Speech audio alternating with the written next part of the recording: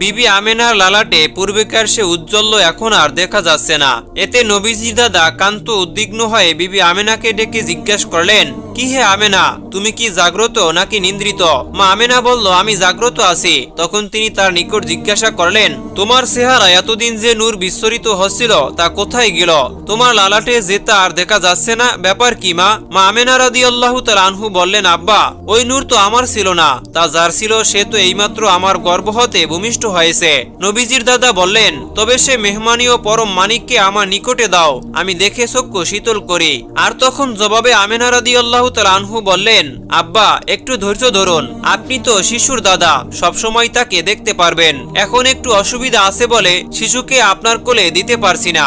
আমেনা রাদিয়াল্লাহু তাআলা আনহু এর কথা শুনে তিনি নিজেকে অপমানিত বোধ করলেন এবং রাগে অধীর হয়ে ঘরের মধ্যে প্রবেশ করতে উদ্যত হলেন। কিন্তু হঠাৎ এক ভীষণ আকৃতির লোক নবীজির দাদাকে বাধা দিয়ে বলল, তুমি এখন ঘরের মধ্যে প্রবেশ করতেই পারবে না, কেননা এখন ঘরের ভিতরে ফেরেশতাগণ শিশুর পরিচর্যায় রত। যে লোকটি তাকে বাধা দিল তার মতো ভীষণ আকৃতির লোক তিনি আর ইতিপূর্বে কখনোই দেখেননি। সুতরাং ভয় পেয়ে তিনি চেষ্টায় বিরত হয়ে এই ঘটনা কুরাইশদেরকে জানাতে ইচ্ছা করলেন, কিন্তু তাও সম্ভব হলো না। হযরত মুহাম্মদ সাল্লাল্লাহু আলাইহি ওয়াসাল্লামের জন্ম নিশিতে দুনিয়ার যেখানে যত দেবমূর্তি ছিল সবাই উপর হয়ে মাটিতে পড়ে গিয়ে আল্লাহর উদ্দেশ্যে সিজদা করেছিল।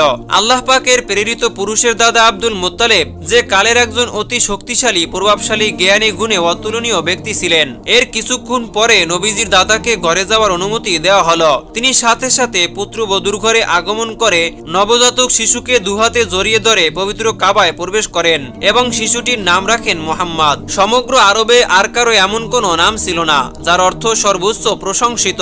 পবিত্র কাবা গৃহ হতে বেরিয়ে এলেন মা আমেনার কাছে। বনি সাদ গোত্রের দাত্রী